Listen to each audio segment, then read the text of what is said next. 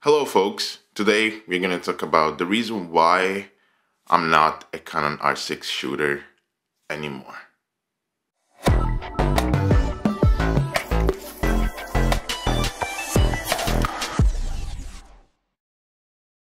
Welcome to my channel, I'm Biography, and I do reviews, tip and tricks, tutorials, and talk about creative stuff. If you like talking about creative stuff, of course. I've been a Canon R6 shooter since it basically came out, and I've been really rooting hard for this camera. This channel started based on the Canon R6, and a lot of my followers comes from that. I'm still nowhere, still a beginner, but during this period I have really tested the R6 really deeply, that I have a lot of videos dedicated to it. So if you want to, you can just go back in my stories back in my video catalogs, and you can find everything that you need to find, from how to get rid of the overheating, more or less, how to get it work with the Ninja 5. I have helped a lot of people with questions and stuff like that, pairing the R5 perfectly with the Ninja VO5 so that it can fit their workflow. And yeah, but now is the time that I think I need to switch, just because, well, seeing how much love the R5 have gotten, it even got a cinema version, and I was thinking that why not a Canon R6C? I mean, that would be a really good budget cinema camera, but I don't think they will ever do that, and I think that I will talk about it maybe in another video. If you're interested in it, consider subscribing and write me in the comments so maybe I can know, and I will share more of my point of view on this. But let's get straight into why especially I decided to not continue using my R6 anymore and sell it. So one of the things is the overheating issues.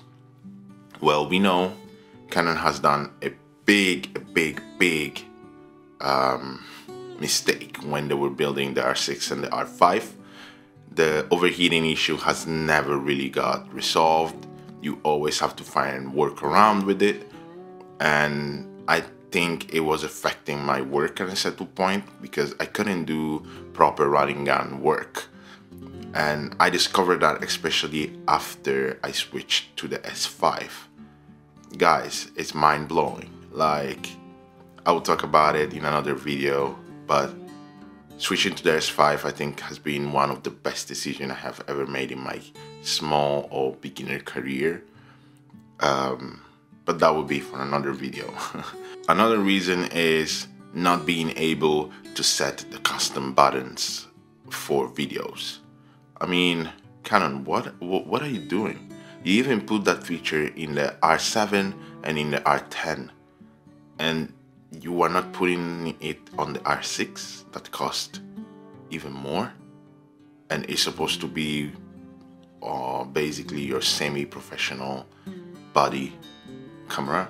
Like, it's a bit weird here what Canon it's kind of doing, but well, not being able to do that, it can affect your work, because you can set basically the custom dialer to whatever you want to, and not having it, it's a bit annoying because you have to always go in the menu and then change, and it can take a lot of time. So Canon, just do that firmware update. You have done it for the R7 and the R10 that they are on the budget side, so why not doing it for the R6? One of the things that I talked in the past about was the function that they have put on the photo side, and that is the auto white balance feature. Basically, now in the photo side you can just basically put a gray card in front of your camera and take a picture, and it will auto white balance for you, while before you had to take a picture, then go into your menu and then set it. So that has been so much easier now to do it in the picture mode, in the photo mode, while in video mode we still don't have that feature, where that feature is actually more useful. In video is more useful, that kind of, let's say, thing, while in photo you actually really don't need it, because the white balance you can adjust it quickly, or you can anyway adjust it even in post because you're shooting in RAW anyway, or I shoot most of the time in RAW. So most of the time, basically always, I never shoot in JPEG or HEIF. So yeah, but Canon in video is more useful, so do it. And while we are talking about video, let's just talk immediately about the elephant in the room. The 30 minutes record limit. Canon, you have took it out from the R7 and the R10, that they are cheaper bodies, and you are not taking it out from the R6 and the R5. Like, what are you doing, Canon? Like, why? Like, why? Because it's a little bit frustrating to know that, well, even if you get rid of those 30 minutes limit, record limit, nothing's going to change that much, because the R6 cannot anyway go really further in certain environment than the 34 to 40 minutes, and R5 neither. But if you're shooting in 4K standard, the R5 can go basically forever, but you still have the 30 minutes record limit. So for R5 users, getting rid of that 30 minutes record limit, and for them who use the standard mode, the 4K standard mode, that can be a really useful feature. So yeah, this is another reason why I decided to switch. The S5 actually has the same issue when you are shooting in 10-bit 422, but you can have basically the 8-bit version that can record basically forever. So depending on what I'm doing, I can use that. But the fact that I can still bypass that 30 minutes record limit with the Ninja 5, I don't have overheating issues. And with this, close of the discussion. The overheating issues is still a big issue there. So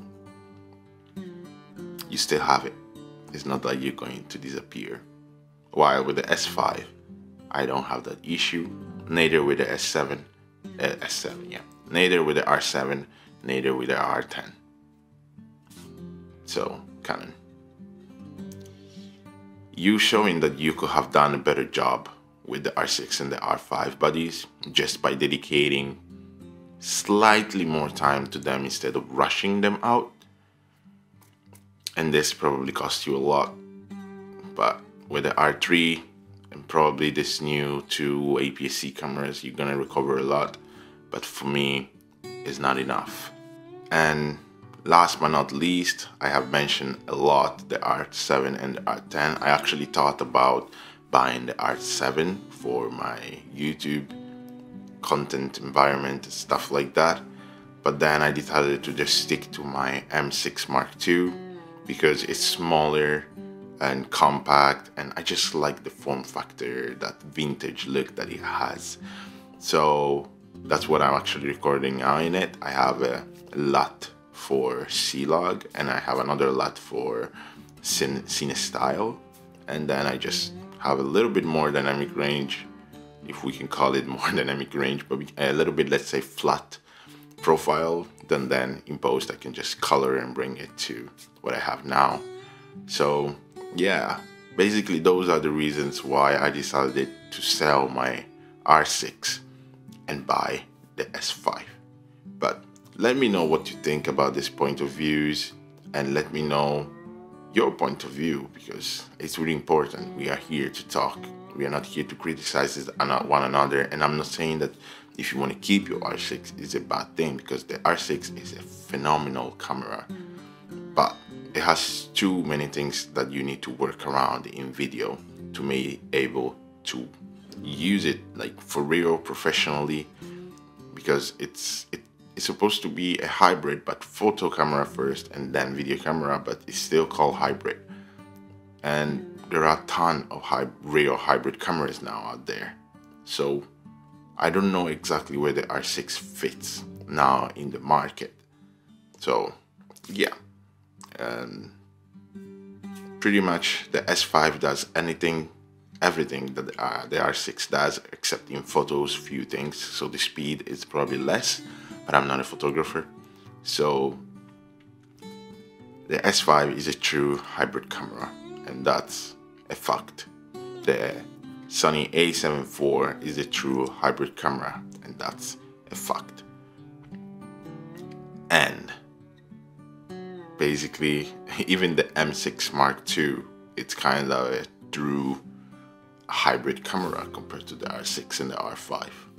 So yeah guys, this is my point of view. I would like to know which one is your point of view. Thank you for sticking here with me. Stay blessed, take care of yourself, and see you in the next one.